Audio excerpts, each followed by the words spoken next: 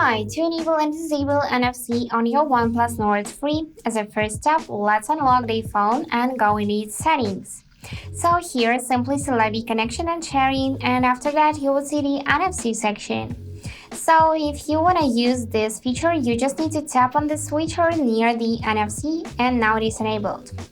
With the help of the NFC, you can unlock doors, make payments, or connect to other smart devices by holding the back of your device up to an NFC reader.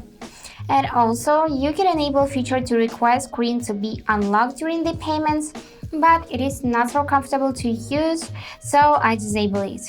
And you can go in the tap and pay section and select your default payment app. In my case, it is only Google Pay, but in your case, it could be something else. Now, to easily reach this feature, we just need to swipe down from the upper right corner to trigger the control center, and here swipe again, and then find the NFC.